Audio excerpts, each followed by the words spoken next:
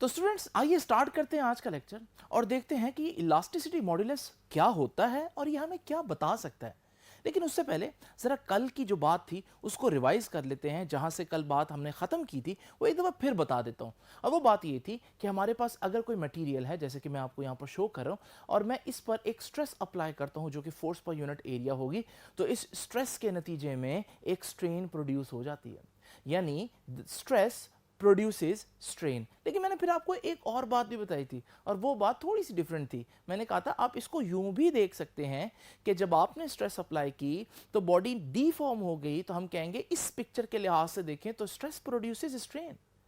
लेकिन जब आपकी स्ट्रेन प्रोड्यूस हो गई है तो आप अगर एटॉमिक लेवल पर जाकर देखें तो आप देखेंगे एटम्स जो है वो अपनी ओरिजिनल पोजीशन पे वापस जाने के लिए जोर लगा रहे हैं। ये जो मटेरियल के अंदर एटम जोर लगा रहे हैं, ये जो मटेरियल के अंदर फोर्स पर यूनिट एरिया आप देखेंगे, इसे हम स्ट्रेस कहते हैं। तो ये जो अंदर की स्ट्रेस है इसे मैं थोड़ी देर के लिए इंटरनल स्ट्रेस कह देता हूं।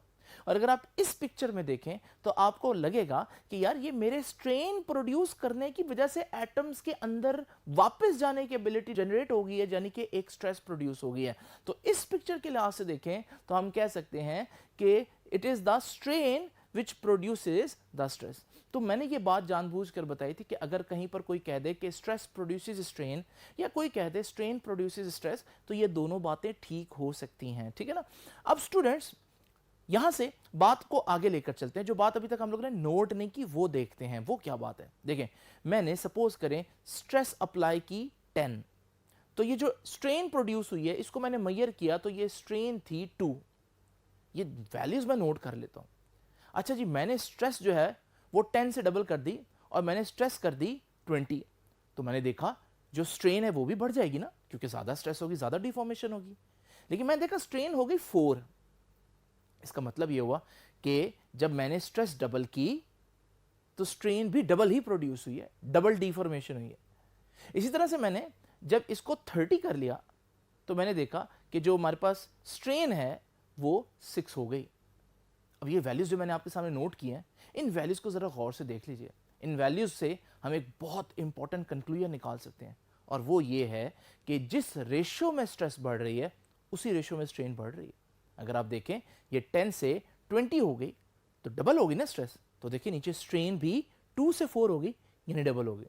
इसी तरह से ये 10 से 30 अगर आप देखें स्ट्रेस 3 टाइम्स हो गई है, तो अगर आप नीचे देखें तो 2 से 6 स्ट्रेन हो गई है, इसका मतलब स्ट्रेन भी 3 टाइम्स हो गई है। तो इसका मतलब जिस रेशियो में स्ट्रेस बढ़ रही है उस रेशियो में स्ट्रेन बढ़ रही है। ये हमेशा नहीं होगा, एक लिमिट तक होता है, तो हम उस लिमिट के अंदर अंदर ही मटेरियल को डिफॉर्म करेंगे। उस लिमिट को क्या बोलते हैं वो हम आगे चल के देखेंगे। अब स्टूडेंट्स यहां से मैं इसको एक और तरह से भी देख सकता हूं। अगर मैं जो फर्स्ट केस है उसमें स्ट्रेस जो कि 10 है और स्ट्रेन जो कि 2 है उसको डिवाइड करूं, तो ये जो स्ट्रेस और स्ट्रेन की रेशियो आई ये 5 आई। अब मजे की बात है जो सेकंड केस है, अगर मैं उसकी स्ट्रेस लूं तो वो 20 थी, उसकी स्ट्रेन 4 थी, लेकिन जब मैं इसको डिवाइड करूंगा तो 20/4 आंसर अभी भी 5 आया। और थर्ड केस में अगर मैं स्ट्रेस 30 ले लेता हूं और स्ट्रेन 6 ले लेता हूं, जब मैं इसको डिवाइड करूंगा तो आंसर अभी भी 5 ही आएगा। It means when you increase the stress the strain also increases but in the same ratio, जिसकी वजह से हमारे पास जब इनका डिवीजन करते हैं यानी इनकी रेशियो लेते हैं वो रेशियो हमेशा कांस्टेंट आती है। और जो चीज़ कांस्टेंट रहती है ना वो हमारे लिए हमेशा इंपॉर्टेंट होती है। तो ये जो स्ट्रेस और स्ट्रेन की रेशियो कांस्टेंट आ रही है, इस वजह से मैं एक नई क्वांटिटी बना देता हूं कि ये जो स्ट्रेस और स्ट्रेन को जब मैं डिवाइड करता हूं तो ये जो नई क्वांटिटी है जो कि कांस्टेंट है, इसे हम कहते हैं elasticity modulus. Why elasticity modulus या modulus of elasticity is important for us? Because this is a ratio between stress and strain, and the marvelous thing is it always remains constant। अच्छी बात ये हमेशा constant रहती है। तो क्या होता है यंग्स मॉडुलस मैंने आपको बता दिया। ये मुझे बताएगा क्या, ये अभी हम डिस्कस करते हैं, यानी इससे मुझे क्या पता चलेगा ये बात की बात है। लेकिन अभी हम देख लेते हैं कि हमारे पास मॉड्यूलस ऑफ इलास्टिसिटी क्या है। Ratio of stress to strain, जैसे कि मैंने बताया स्ट्रेस और स्ट्रेन की रेशियो जो है इसे हम क्या बोलते हैं, मॉड्यूलस ऑफ इलास्टिसिटी या इलास्टिसिटी मॉड्यूलस, एक बात है। अच्छा जी, इसको ई से रिप्रेजेंट अगर मैं कर दूं तो हमारे पास स्ट्रेस ओवर स्ट्रेन यही इसका फॉर्मूला बन जाएगा। तो ये है modulus of elasticity. Modulus of elasticity का यूनिट निकाल लेते हैं जरा। देखें ऊपर स्ट्रेस है, स्ट्रेस का यूनिट याद है आपको, न्यूटन पर मीटर स्क्वायर, जबकि नीचे स्ट्रेन है और स्ट्रेन का कोई यूनिट नहीं होता, कल हम लोगों ने पढ़ा था। तो फिर ई का यूनिट यानी मॉड्यूलस ऑफ इलास्टिसिटी का यूनिट वही होगा जो स्ट्रेस का यूनिट होगा, क्योंकि स्ट्रेन का तो कोई यूनिट नहीं होता और स्ट्रेस का यूनिट होता है न्यूटन पर मीटर स्क्वायर, या जिसको हम पास्कल भी कहते हैं।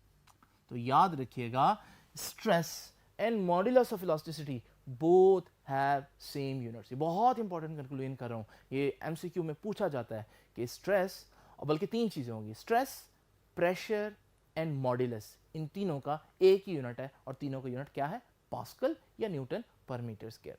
तो स्टूडेंट्स, ये तो हम लोगों ने इसका फार्मूला लिख दिया। अब सवाल ये पैदा होता है कि हमें ये क्या बताएगा, ठीक है, यानी मुझे पता चलता है भाई एक मटेरियल का इलास्टिसिटी मॉड्यूलस 50 है, दूसरे का 25 है, तो इसका क्या मतलब क्या है, उसका इलास्टिसिटी मॉड्यूलस ज्यादा होने का क्या मतलब है, दूसरे मटेरियल का इलास्टिसिटी मॉड्यूलस कम होने का क्या मतलब है। तो I want the physical meaning of elasticity modulus. अब वो फिजिकल मीनिंग में आपको बताता हूं। पहले तो आप देखें ना, ये बता क्या रहा है, ई जो है वो बता रहा है कि ये स्ट्रेस और स्ट्रेन की रेशा, याद है सिंबल्स दिए थे, मैं इस फार्मूला को 2 दफा लिख देता हूं। तो स्ट्रेस और स्ट्रेन का सिंबल। अच्छा, अब जरा देखिए, मेरे पास ये एक रबर है।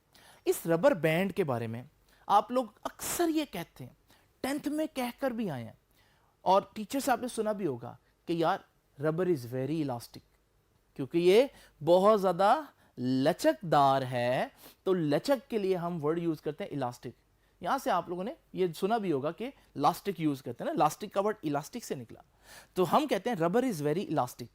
आज हम चेक करते हैं ये रबर इलास्टिक है या नहीं और इसका मतलब क्या है। देखें, मैं इस पर स्ट्रेस लगाता हूं और देखता हूं इसमें कितनी डिफॉर्मेशन पैदा होती है। ये देखिए, मैं थोड़ी सी स्ट्रेस लगाई और डिफॉर्मेशन अच्छी खासी पैदा होगी, क्योंकि काफी फ्लेक्सिबल मटेरियल है। दोबारा देखें, मैंने थोड़ी सी स्ट्रेस लगानी है तो डिफॉर्मेशन बहुत ज्यादा होगी, यानी small stress produces large strains in the body, ऐसे है ना। तो इसका मतलब स्ट्रेस थोड़ी थी, स्ट्रेन ज्यादा थी। स्ट्रेस क्या होती है, ऊपर आती है ना, ये स्ट्रेस ऊपर है, तो स्ट्रेस थोड़ी है तो स्ट्रेन ज्यादा प्रोड्यूस होगी। यानी इस केस में अगर मैं देखूं तो स्ट्रेस ज्यादा है, स्ट्रेन थोड़ी है, मतलब न्यूमरेटर यानी ऊपर वाली चीज थोड़ी है, नीचे वाली चीज ज्यादा है। आप जानते हैं कि जब रेशो के अंदर ऊपर वाली चीज कम हो, नीचे वाली चीज ज्यादा हो, तो फिर आंसर कम आता है, क्योंकि नीचे ऊपर वाली चीज कम होगी आंसर कम आएगा, और नीचे वाली चीज ज्यादा होगी, डिनोमिनेटर बड़ा होगा तो भी आंसर कम होगा। तो इस केस में इलास्टिसिटी मॉड्यूलस क्या आया, कम आया। यानी रबर का इलास्टिसिटी मॉड्यूलस ज्यादा है कि कम है, कम है, ये कम इलास्टिक है।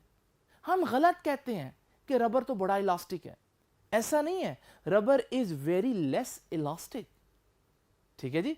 तो हमारे पास इलास्टिसिटी कम होने का क्या मतलब हुआ, रबर के बारे में हम लोगों ने क्या नोट किया, लेस इलास्टिक है। ये लेस इलास्टिक का मतलब इसका इलास्टिसिटी मॉड्यूलस कम है ना। तो जिसका इलास्टिसिटी मॉड्यूलस कम होगा जैसे रबर, तो इसका मतलब क्या हुआ, फिजिकल मतलब ये हुआ ये आराम से स्ट्रेच हो सकता है, यानी इसको डिफॉर्म करना आसान है। ये असल मतलब होता है इलास्टिसिटी मॉड्यूलस का। इलास्टिसिटी मॉड्यूलस हमें बताता है किसी चीज को कितना आसानी से डिफॉर्म किया जा सकता है या कितनी मुश्किल से डिफॉर्म किया जा सकता है। तो यहां आप देख रहे हैं रबर के केस में मैंने देखा कि वो कम इलास्टिक है, उसका इलास्टिसिटी मॉड्यूलस कम है इसलिए वो कम इलास्टिक है, और इलास्टिसिटी मॉड्यूलस कम होने के साथ साथ मैंने देखा कि वो इजीली डिफॉर्म हो सकता है, इजीली डिफॉर्म हो सकता है, आसानी से अपनी लेंथ चेंज कर सकता है, मुझे बहुत कम स्ट्रेस अप्लाई करनी पड़ी। आइए अब एक और सिनेरियो देखते हैं। इस रबर को जाने दीजिए, ये मेरे पास स्टील का एक स्केल है और मैं जिस तरह से जितनी फोर्स मैंने रबर पर अप्लाई की थी उतनी ही इस पर अप्लाई करता हूं, उतनी ही स्ट्रेस आप देखेंगे कि मैं अप्लाई करूंगा। अब जरा देखते हैं, मैं उतनी ही स्ट्रेस इस पर अप्लाई कर रहा हूं, क्या लेंथ चेंज हुई, चले मान लेते हैं कि थोड़ी सी हो भी गई होगी, तो स्ट्रेन बहुत कम नहीं प्रोड्यूस हुई। यहां पर अगर आप देखें, मैं उतनी ही फोर्स अप्लाई, उतनी ही स्ट्रेस अप्लाई कर रहा हूं तो काफी ज्यादा स्ट्रेन है। लेकिन यहां पर अगर आप देखें तो मैं उतनी ही स्ट्रेस अप्लाई कर रहा हूं, बल्कि शायद ज्यादा ही कर रहा हूं, लेकिन स्ट्रेन उतनी प्रोड्यूस नहीं हो रही। इसका मतलब स्टील जैसी चीज के अंदर स्ट्रेस बहुत ज्यादा लग रही होती है, लेकिन स्ट्रेन बहुत कम प्रोड्यूस होती है। स्ट्रेस बहुत ज्यादा, लेकिन स्ट्रेन बहुत कम। अब ये तो उल्ट हो गया ना, यहां देखो, यहां पर ऊपर वाली चीज कम थी, नीचे वाली चीज ज्यादा। यहां ऊपर वाली चीज यानी न्यूमरेटर वाली चीज ज्यादा है और डिनोमिनेटर वाली चीज कम है। जब न्यूमरेटर बड़ा हो तो आपको पता है रेशियो बढ़ जाती है, या जब डिनोमिनेटर कम हो तब भी रेशियो बढ़ जाती है। इसका मतलब इस केस में ई क्या आएगा, ज्यादा आएगा। यानी स्टील के केस में हम कहेंगे कि steel is very elastic. Why? Because it's modulus of elasticity is very high. और वो क्यों है? क्योंकि स्ट्रेस बहुत ज्यादा लगानी पड़ती है, स्ट्रेन बहुत थोड़ी प्रोड्यूस होती है, क्योंकि वो सख्त इतना है। तो यहां से हम अब ये कंक्लूजन लिख देते हैं, जैसे रबर के बारे में लिखा, स्टील के बारे में हम कह सकते हैं कि steel is more elastic than rubber. ठीक है, क्यों? क्योंकि उसका इलास्टिसिटी मॉड्यूलस मैंने देखा कि ज्यादा आ रहा है। और इसका नतीजा क्या हुआ? क्यों इलास्टिसिटी मॉड्यूलस ज्यादा आ रहा था? इसकी वजह क्या बनी? इसकी वजह यह बनी कि स्ट्रेस बहुत लग रही थी, स्ट्रेन बहुत कम प्रोड्यूस हो रही थी। स्ट्रेन कम प्रोड्यूस होने का मतलब बॉडी डिफॉर्म नहीं हो रही थी। स्केल को मैं स्ट्रेच करने की कोशिश कर रहा था, लेकिन वो रबर जितना डिफॉर्म नहीं हो रहा था। तो इसका मतलब इलास्टिसिटी मॉड्यूलस ज्यादा, तो इसका मतलब डिफिकल्ट टू डिफॉर्म। जी ये है असल में इलास्टिसिटी मॉड्यूलस का फिजिकल मतलब।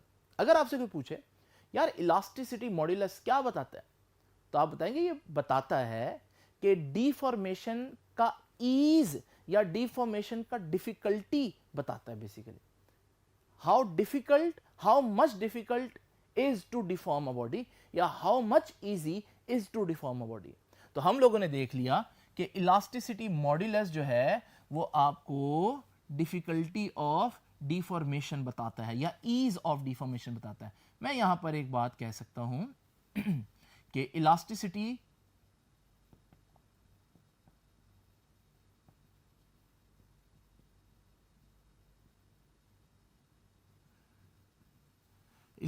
मॉड्यूलस का ये फिजिकल मतलब मैं लिख देता हूं। Elasticity modulus is directly proportional to difficulty of deformation, या डिफिकल्टी इन डिफॉर्मेशन लिख देता हूं।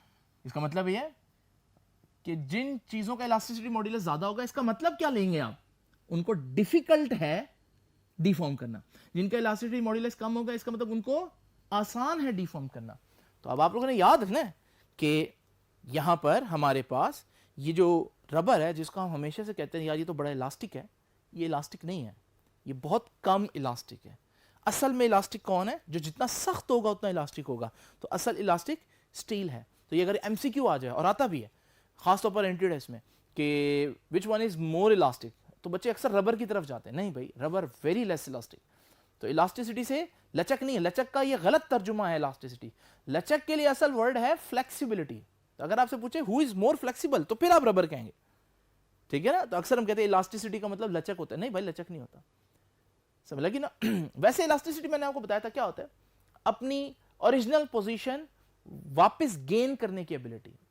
तो यहां से बच्चे आर्ग्यू करते हैं कि सर देखें, आपने इसको इतना ज्यादा स्ट्रेच किया, इतना स्ट्रेच करने के बावजूद जब छोड़ा तो अपनी ओरिजिनल पोजीशन में वापस आ गए, तो ये ज्यादा इलास्टिक है। यानी इसकी एबिलिटी अपनी ओरिजिनल पोजीशन के लिए गेन करने के लिए ज्यादा है, ठीक है ना। जबकि इसके स्टील के स्केल में ऐसा नहीं होता। तो मैं कहता हूं आप इस तरह से ना देखो, आप ये देखो कि इलास्टिसिटी का क्या मतलब है, ability to regain the original position. आप यूं समझे कि इलास्टिसिटी का मतलब है कि बॉडी अपनी ओरिजिनल पोजीशन से कितनी मोहब्बत करती है। तो अगर आप देखें, इसको मैंने देखा, ये इसकी ओरिजिनल पोजीशन थी, ठीक है ना। तो अगर ये वाकई अपनी ओरिजिनल पोजीशन से बहुत ज्यादा मोहब्बत करती, तो मुझे ये इतना डिफॉर्म करने देती ही ना, समझ लगी। तो ये फौरन वापस आ तो गई है, यानी इतना करने के बाद, लेकिन हमारा असल कंसर्न ये होना चाहिए कि भाई आपने इसका इतना डिफॉर्म कर कैसे दिया, अगर वाकई ये अपनी ओरिजिनल पोजीशन गेन करने की एबिलिटी रखती थी। भाई नहीं रखती थी तो आपने कर दिया ना, समझ लगी ना? तो इसका मतलब इलास्टिसिटी को आप इस तरह से देखेंगे। तो बच्चों ये तो हो गया हमारे पास स्ट्रेस स्ट्रेन के बारे में कुछ बातें हैं। अब मैं आपको एग्जांपल देता हूं, यानी इलास्टिसिटी मॉड्यूलस जिसका ज्यादा होगा, ठीक है, वो उतनी सख्त चीज होगी, उसको डिफॉर्म करना उतना मुश्किल होगा। तो जब आप अपने जो घरों में आपने मटेरियल यूज करने दीवारों में, तो आप देखेंगे कि भाई वहां आपको एक सख्त चीज चाहिए जो कि ठहर सके वहां पर। तो इसका मतलब आप वहां पर ऐसी चीजें इस्तेमाल करेंगे जिनके मॉड्यूलस ऑफ इलास्टिसिटी या इलास्टिक मॉड्यूलस ज्यादा होंगे। तो अगर आप ये टेबल देखें जो आपकी बुक में बना हुआ है, तो इस टेबल में आप देखेंगे जिन चीज़ों के बारे में आप जानते हैं कि वो सख्त है, मिसाल के तौर पर ये डायमंड देख लीजिए। तो डायमंड के आगे इलास्टिसिटी मॉड्यूलस की डिफरेंट वैल्यूज हैं। क्यों है डिफरेंट वैल्यूज, अभी हम लोगों ने पढ़ना है, लेकिन सारी वैल्यूज को एक नजर देखिए तो सही, सारी कितनी ज्यादा है, थाउजेंड्स में, ऐसी है ना। तो जो चीजें इतनी ज्यादा सख्त नहीं है, जरा उनको एक नजर देखिए, तो वो आप देखेंगे उनके इलास्टिसिटी मॉड्यूलस बहुत कम है। ठीक है, इसी तरह से आप लोगों ने याद रखना है कि इलास्टिसिटी मॉड्यूलस बताता है कोई चीज कितनी सख्त है, कितना उसको डिफॉर्म करना मुश्किल है। ठीक है, लो बच्चों, अब एक आखिरी बात भी मैं आपको बताता चलूं। Elasticity modulus is an intrinsic property of material. इसका मतलब समझाता हूं, लेकिन लाइन बहुत इंपॉर्टेंट है। इलास्टिसिटी मॉड्यूलस जो है ना, वो किसी भी मटेरियल की प्रॉपर्टी होती है। मटेरियल की प्रॉपर्टी से क्या मुराद है? मेरे पास कॉपर का, सपोज करें कॉपर का एक रॉड है, उसका यंग्स मॉड्यूलस मैंने आपके सामने मेंशन कर दिया। अगर मैं कॉपर का रॉड की बजाय कॉपर के डिस्क ले लूं, या कॉपर का ब्लॉक ले लूं, या कॉपर का स्प्रिंग ले लूं, या कॉपर की वायर ले लूं, ये सारी डिफरेंट चीजें हैं ना, लेकिन मजे की बात है सबका यंग मॉड्यूलस यही होगा। इसका मतलब यंग मॉड्यूलस कॉपर का मटेरियल जो है उसकी इंट्रिंसिक प्रॉपर्टी है, उसकी अपनी प्रॉपर्टी है। आप जो मर्जी शेप ले लें, इससे कोई फर्क नहीं पड़ता। ये एमसीक्यू आ जाता है, और मैं एमसीक्यू इस तरह से बता देता हूं आपको कि हमारे पास एक रॉड है, इस रॉड का यंग मॉड्यूलस सपोज करें ई है। इस रॉड के मैंने दो हाफ कर दिए, ठीक है, इसको कट करके मैंने दो हाफ में डिवाइड कर दिया। तो बताएं हर हाफ का यंग मॉड्यूलस कितना होगा? तो बच्चे कहते हैं भाई E/2 होगा। नहीं, ऐसे नहीं। यंग मॉड्यूलस को डायमेंशन से कोई फर्क नहीं पड़ती। बिल्कुल वैसे जैसे रेजिस्टिविटी के बारे में हम लोगों ने पढ़ा था ना चैप्टर नंबर 13 में, कि रेजिस्टिविटी का डायमेंशन से कोई ताल्लुक नहीं है। वायर बड़ी हो, छोटी हो, मोटी हो, पतली हो, जैसी मर्जी हो, अगर कॉपर है तो जब तक कॉपर का मटेरियल आप यूज करते रहेंगे एक ही रेजिस्टिविटी होगी। बिल्कुल ऐसे यहां पर यंग मॉड्यूलस भी intrinsic property of the material है। It does not depends upon the dimensions और लेंथ और ज्योमेट्री जो हमारे पास मटेरियल हम यूज कर रहे हैं, जो मर्जी शेप हो। तो इस केस में आप देखें कि हमारे पास रॉड्स हाफ हो गए, लेंथ भी हाफ हो गए, लेकिन यंग मॉड्यूलस अभी भी दोनों हाफ का ई ही होगा। तो यंग मॉड्यूलस को लेंथ से कोई फर्क नहीं पड़ता, एरिया से, शेप से, किसी चीज से कोई फर्क नहीं पड़ता। हाँ, ये कब चेंज होगा? जब आप कॉपर की जगह सिल्वर का रॉड ले लेंगे, उसका यंग मॉड्यूलस डिफरेंट होगा। तो it is the property of a material. If you want to change the modulus, you better change the material you are using. Okay, लो भी बच्चों, ये भी मैंने आपको बता दिया, ये बड़ी इंपॉर्टेंट डिस्कशंस हो गई हैं। अब आगे का काम आसान है, और वो मैं अब आपको बताता हूं कि इलास्टिसिटी मॉड्यूलस क्या बताता है, डिफॉर्म करना कितना मुश्किल है। ऐसे ही ना, difficulty in deformation, elasticity modulus ये बताता है। लेकिन डिफॉर्मेशन तो हम पढ़ के आते हैं, तीन किस्म की होती है ना, लेंथ में डिफॉर्मेशन होती है, वॉल्यूम में डिफॉर्मेशन होती है। तो फिर हमें हर एक को अलग-अलग कैलकुलेट करना पड़ेगा, ठीक है ना। तो हमारे पास, अगर मैं जब सपोज कर मेरे पास एक रॉड है, ठीक है, और मैं इस रॉड पर कुछ इस डायरेक्शन में फोर्स लगाता हूं, तो ये जब मैं स्ट्रेस अप्लाई करूंगा तो इस रॉड की लेंथ बढ़ जाएगी, तो ये स्ट्रेन प्रोड्यूस हुई। मैंने आपको बताया था क्योंकि ये वो वाली स्ट्रेस है जो बॉडी को सिर्फ एक डायमेंशन में, यानी लीनियरली उसको इलोंगेट करे, उसकी लेंथ चेंज करे सिर्फ एक डायमेंशन में, इसलिए मैंने इस स्ट्रेस को लीनियर स्ट्रेस बोला था। और ये जो स्ट्रेन प्रोड्यूस होगी इसको लीनियर स्ट्रेन बोला था। इसकी रेशियो अगर लेता हूं, है तो स्ट्रेस और स्ट्रेन की रेशियो ना, लेकिन कौन सी स्ट्रेस? Linear stress. और कौन सी स्ट्रेन? Linear strain. तो फिर ये रेशियो होगा तो इलास्टिसिटी मॉड्यूलस, लेकिन उसका भी एक स्पेसिफिक नाम होगा, इसे हम बोलेंगे यंग्स मॉड्यूलस।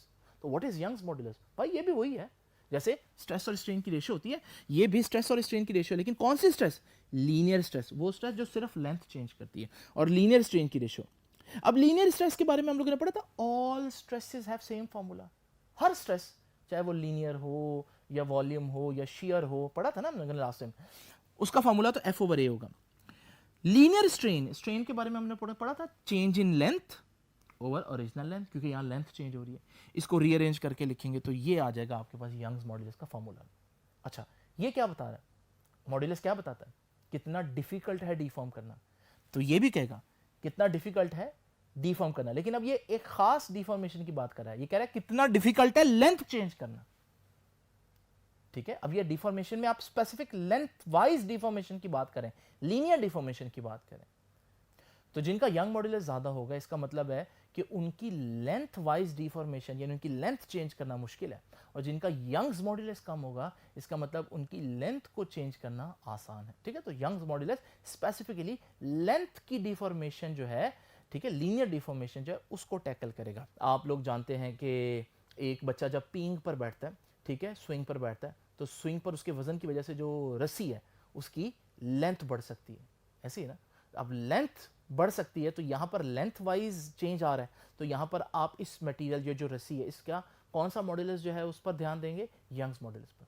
या आपने फॉर एग्जांपल एक फानूस जो है वो एक तार से लटकाना है ना, तो अब जो फानूस है उसके लटकने पर आप चाहते हैं कि तार ये ना हो कि लंबी हो जाए और टूट जाए, ऐसे ही ना, तो आपको फिर यहाँ पर लंबाई यानी कि लेंथ की डिफॉर्मेशन को रोकना है, और लेंथ की डिफॉर्मेशन को रोकना है तो आप ऐसा मटेरियल यूज करेंगे जिसका यंग मॉड्यूलस ज्यादा होगा, ठीक है ना। इसी तरह से आप देख लें, जब आप पिलर्स डालते हैं तो पिलर्स के ऊपर जब छत होगी तो छत पर अगर लोग जाते हैं तो वो पिलर्स पर दबाव डालेंगे, जिससे पिलर्स की लेंथ कम होने का खदशा होगा, ठीक है, और अगर ऐसा हुआ वो डिफॉर्म हो गए तो टूट जाएंगे। तो हम चाहते हैं कोई ऐसा मटेरियल यूज हो जिनका जो लीनियर डिफॉर्मेशन है वो बहुत मुश्किल हो, तो आप ऐसे मटेरियल चूज करेंगे जिनका यंग्स मॉड्यूलस बहुत ज्यादा होगा, इसका मतलब उनकी लेंथ चेंज नहीं होगी जब बहुत ज्यादा लोग छत पर चढ़ भी जाते हैं। तो आप लोगों ने देखा कि इस तरह से हम प्रैक्टिकली सिविल इंजीनियर्स खास तौर पर इनको बहुत ज़्यादा इस्तेमाल करते हैं। लो भाई, ये जो मैंने फार्मूला लिखा है इस फार्मूले को ही मैं ऊपर आपके सामने डेफिनेशन के तौर पर लिख सकता हूँ, the ratio of linear stress. अच्छा, लीनियर स्ट्रेस जो है उसके बारे में आप लोग जानते हैं, मैंने आपको बताया कि लेंथ में चेंज आता है, तो लेंथ में दो तरह से चेंज आ सकता है, लेंथ में कमी भी हो सकता है और लेंथ में इजाफा भी हो सकता है, ठीक है ना। तो अगर ज़्यादा हो जाए लेंथ तो टेंसाइल, जैसे कि मैंने आप लोगों को अभी बताया कि जब बच्चा पींग पर बैठेगा, ठीक है, तो वो जो लेंथ है वो ज़्यादा होने का खदशा है, ठीक है। और कंप्रेसिव भी हो सकते हैं, कंप्रेसिव का मतलब है जहाँ लेंथ कम हो, जैसे मैंने पिलर वाली एग्जांपल दी कि उनके आने से लेंथ डिक्रीज होने का चांस है, तो ये कंप्रेसिव भी हो सकती है, टेंसाइल भी हो सकती है। The ratio of linear stress ये टू लीनियर स्ट्रेन, लेकिन लीनियर स्ट्रेन भी टेंसाइल भी हो सकती है, कंप्रेसिव भी हो सकती है, ठीक है ना। तो ये हमारे पास फार्मूला बन गया इलास्टिसिटी मॉड्यूलस का। लो भी बच्चों, बल्क मॉड्यूलस अब देखते हैं। जरा इमेजिन करें कि हमारे पास ये एक ब्लॉक है और मैं ब्लॉक पर हर तरफ से फोर्स लगाता हूं। जब मैं हर तरफ से फोर्स लगाऊंगा तो आप देखेंगे इस ब्लॉक का वॉल्यूम चेंज हो सकता है, ऐसे ही ना। तो अब ये जो वॉल्यूम की डिफॉर्मेशन है, अगर मैं इसमें modulus of elasticity find out करूं तो उस मॉड्यूलस ऑफ इलास्टिसिटी को हम बल्क मॉड्यूलस कह देते हैं, ठीक है। तो बल्क मॉड्यूलस क्या होगा, बल्क मॉड्यूलस होगा वॉल्यूम स्ट्रेस जो हम अप्लाई कर रहे हैं, और जितना चेंज आएगा डिफॉर्मेशन वॉल्यूम में तो वॉल्यूम स्ट्रेन, तो volume stress over volume strain is called bulk modulus. ये देखें, volume stress divided by volume strain is called bulk modulus, इसका सिंबल के है। अब स्ट्रेस, सारी स्ट्रेसेस का फॉर्मूला सेम होता है, तो वॉल्यूम स्ट्रेस एफ ओवर ए ही होगा, लेकिन वॉल्यूम स्ट्रेन जो है वो स्ट्रेन क्योंकि वॉल्यूम में आ रही है तो हम change in volume over original volume लेंगे, इसको जब हम रीअरेंज करेंगे तो हमारे पास ये आ जाएगा, ठीक है, ये बल्क मॉड्यूलस आ गया। अच्छा बच्चों, उसके बाद देखिए हमारे पास बल्क मॉड्यूलस के बारे में एक बड़ी इंपॉर्टेंट बात आपको बता देता हूँ, और वो ये है कि बल्क मॉड्यूलस अगर ज़्यादा है तो इसका क्या मतलब है। भाई मॉड्यूलस ज़्यादा हो तो क्या मतलब होता है, मॉड्यूलस ज़्यादा हो तो इसका मतलब है डिफिकल्ट है डिफॉर्मेशन करना। अगर बल्क मॉड्यूलस ज़्यादा है तो इसका मतलब है डिफिकल्ट है कौन सी डिफॉर्मेशन करना, वॉल्यूम डिफॉर्मेशन करना। तो इमेजिन करें कि मेरे पास एक सॉफ्ट बॉल है, मैं इस सॉफ्ट बॉल पर दोनों तरफ से फोर्स लगाता हूँ, जब मैं फोर्स लगाऊंगा तो आप देखेंगे इसका वॉल्यूम कम हो जाएगा। इसका वॉल्यूम कम होने का मतलब ये है कि इसका बल्क मॉड्यूलस बहुत कम है, ये अपना वॉल्यूम मेंटेन नहीं कर सकती, ये अपने वॉल्यूम को आसानी से चेंज होने देती है। लेकिन ज़रा देखिए हमारे पास एक मेटालिक ब्लॉक है और मैं इस पर दोनों तरफ से जब हर डायरेक्शन में फोर्स अप्लाई करता हूँ तो आप देखेंगे मैं इसका वॉल्यूम इतना चेंज नहीं कर पाऊंगा। इसका मतलब ये अपना वॉल्यूम मेंटेन कर सकती है। दूसरे अल्फाज में हम कहेंगे कि इसका बल्क मॉड्यूलस ज़्यादा है, इसका वॉल्यूम चेंज करना मुश्किल होगा। अच्छा, मैं आपसे एक बात पूछता हूँ, अगर मेरे पास गैसेज और सॉलिड्स ये दो चीज़ें हों, या चले तीनों कर लेते हैं, अगर मेरे पास गैसेज, लिक्विड और सॉलिड हो तो फिर इनमें से किसका बल्क मॉड्यूलस ज़्यादा होगा। ज़रा ध्यान करें, आपको पता है कि हमारे पास जो गैस मॉलिक्यूल्स होते हैं इनमें स्पेसिंग बहुत ज़्यादा होती है, ऐसी है ना। जब इनमें स्पेसिंग बहुत ज़्यादा होगी तो जब मैं इनको हर तरफ से फोर्स या स्ट्रेस अप्लाई करूंगा तो आप देखेंगे मैं इनको अच्छा खासा कंप्रेस कर दूंगा, यानी ये अपना वॉल्यूम मेंटेन नहीं कर सकते, तो इनका बल्क मॉड्यूलस बहुत कम हुआ, ठीक है जी। तो इनका बल्क मॉड्यूलस कम हुआ इसलिए ये ज़्यादा कंप्रेस हो सकते हैं, मोर कंप्रेसिबल कह दूं मैं इनको। जबकि सॉलिड्स के केस में देखें तो सॉलिड्स के केस में आप देखेंगे कि मॉलिक्यूल्स ऑलरेडी बहुत टाइटली पैक्ड हैं, तो अगर मैं इस पर फोर्स लगाता हूँ तो मैं बहुत ज़्यादा इनको कंप्रेस नहीं कर पाऊंगा। तो इसका मतलब है कि इनका वॉल्यूम बहुत ज़्यादा चेंज नहीं हो सकता, इनकी वॉल्यूम वाइज डिफॉर्मेशन बहुत मुश्किल है। तो हम कहेंगे कि इनका जो मॉड्यूलस है, बल्क मॉड्यूलस, वो बहुत ज़्यादा है। तो इस वजह से इनकी कंप्रेसिबिलिटी यानी इनकी कंप्रेस होने की एबिलिटी बहुत कम है। तो आपने देखा एक बात इस सारी डिस्कशन से, वो एक तो ये कि आपने देखा कि गैस का बल्क मॉड्यूलस सबसे कम होता है, उससे ज़्यादा लिक्विड का होता है, और सॉलिड का बल्क मॉड्यूलस सबसे ज़्यादा होता है। लेकिन एक और बात नोट करें कि बल्क मॉड्यूलस और कंप्रेसिबिलिटी का इन्वर्स रिलेशन है, यानी किसी चीज़ का बल्क मॉड्यूलस ज़्यादा हो तो उसकी कंप्रेसिबिलिटी कम होती है। तो यहाँ से याद रखिएगा, मैं ये लिख देता हूँ कि कंप्रेसिबिलिटी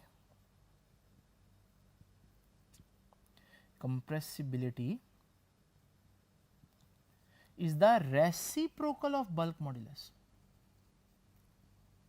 ठीक है, कंप्रेसिबिलिटी बल्क मॉड्यूलस का रेसिप्रोकल होता है, ठीक है, इनवर्स होता है। तो यहां से कंप्रेसिबिलिटी को अगर मैं C कहूं, बल्क मॉड्यूलस को K कहूं, तो हमारे पास ये एक बड़ी इंपॉर्टेंट बात आएगी। ठीक है, अभी मैंने आपको क्या बताया, मैंने बताया कि जो गैस है उनका बल्क मॉड्यूलस सबसे कम है, लिक्विड का उनसे ज़्यादा है, और सॉलिड्स का सबसे ज़्यादा है। लेकिन अगर मैं देखूं कंप्रेसिबिलिटी, तो कंप्रेसिबिलिटी में ये रिलेशन बिल्कुल ऑपोजिट होगा। तो मैं कहूँगा गैसेस की कंप्रेसिबिलिटी सबसे ज़्यादा है, ठीक है, लिक्विड्स की उनसे कम है, और सॉलिड्स की कंप्रेसिबिलिटी सबसे कम है। और एक और बड़ी इंपॉर्टेंट बात देखिए, क्योंकि कंप्रेसिबिलिटी बल्क मॉड्यूलस का ही इनवर्स है, तो जो बल्क मॉड्यूलस का यूनिट होगा, कंप्रेसिबिलिटी का यूनिट बिल्कुल ऑपोजिट होगा। भाई मॉड्यूलस का यूनिट तो मैंने आपको बताया न्यूटन पर मीटर स्क्वायर, तो कंप्रेसिबिलिटी का यूनिट बिल्कुल ऑपोजिट होगा, तो न्यूटन की जगह बन जाएगा पर न्यूटन, और पर मीटर स्क्वायर की जगह बन जाएगा मीटर स्क्वायर। ठीक है जी। तो स्टूडेंट्स, यूं हम कह सकते हैं कि बल्क मॉड्यूलस जो है वो सबसे कम गैसेस का होता है, उससे ज़्यादा लिक्विड का होता है, और सबसे ज़्यादा सॉलिड्स का होता है। ठीक है, मैं आपको इसकी एग्जांपल आपकी बुक से ही दे देता हूँ। अगर आप ये टेबल गौर से देखें तो इस टेबल में आप लोगों को नजर आएगा जो सॉलिड्स हैं उनका बल्क मॉड्यूलस ज़्यादा है, लेकिन आप देखेंगे कि हमारे पास जो लिक्विड्स हैं, जैसे फॉर एग्जांपल ये मरकरी है या ये वाटर है, तो इनका जो बल्क मॉड्यूलस है वो उनके मुकाबले में कम है। ठीक है जी, तो ये आप लोगों ने बहुत इंपॉर्टेंट ऑब्जेक्टिव याद रखना है। अब बात करते हैं हम थर्ड मॉड्यूलस की, और वो शेयर मॉड्यूलस है। इसके बारे में अब डिटेल में मैं आपको लास्ट टाइम बता चुका हूँ कि शेयर मॉड्यूलस क्या होता है। एक दफ़ा फिर से देख लेते हैं। मेरे पास ये एक क्यूब है और मैं इस पर कुछ इस तरह से फोर्स अप्लाई करता हूँ कि एक फोर्स निचली लेयर पर इस डायरेक्शन में और एक फोर्स ऊपर वाली लेयर में इस डायरेक्शन में अप्लाई करता हूँ। इस सूरत में इसकी ना लेंथ चेंज होगी ना वॉल्यूम चेंज होगा, लेकिन इसका जो शेप है वो चेंज हो जाएगी। तो इस सूरत में जो मैं स्ट्रेस अप्लाई कर रहा था उसे मैं शेयर स्ट्रेस कहूँगा, और जो मैं स्ट्रेन यहाँ से मेजर करूँगा उसे मैं शेयर स्ट्रेन बोलूँगा, और इनकी जो रेशियो लूँगा उसको हम मॉड्यूलस तो बोलेंगे लेकिन उसको शेयर मॉड्यूलस कहेंगे। ठीक है ना।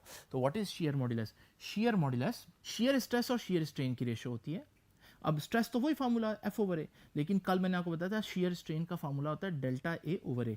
ये कैसे आया, जरा इस क्यूब को देखें। इस क्यूब की ये साइड ए है, जब मैंने इस पर फोर्स अप्लाई की यानी शेयर स्ट्रेस अप्लाई की, तो इसके नतीजे में जब ये डीफॉर्म होगी तो ऊपर वाली लेयर इतना आगे चली गई। ये जो जितना आगे गई इसे हम डेल्टा ए कहते हैं, और डेल्टा ए और ए की रेशियो ही स्ट्रेन बताती है हमें। ठीक है ना। तो हमारे पास डेल्टा ए ओवर ए मैंने आपको बताया था ये tan थीटा के बराबर आता है। ठीक है, इसको भी आप वहाँ से देख सकते हैं कि डेल्टा ए अगर आप देखें तो हमारे पास ये परपेंडिकुलर बन रहा है, और जो ए है ये हमारे पास बेस बन रही है, और परपेंडिकुलर ओवर बेस यानी delta A over A actually में tan थीटा बनता है। ठीक है, क्योंकि ये डिस्कशंस कल की थी तो इसलिए मैं आपको इसको थोड़ा सा जल्दी में बता रहा हूँ। लो भी, हमारे पास शेयर मॉड्यूलस का जो है वो सिंबल जी है। शेयर मॉड्यूलस का यूनिट वही होगा। शेयर मॉड्यूलस क्या बताएगा? तो शेयर मॉड्यूलस भी वही बताएगा कि डिफिकल्ट है काम। क्या काम? ये कहता था डिफिकल्ट है लेंथ चेंज करना। बल्क मॉड्यूलस बताता है कितना डिफिकल्ट है वॉल्यूम चेंज करना।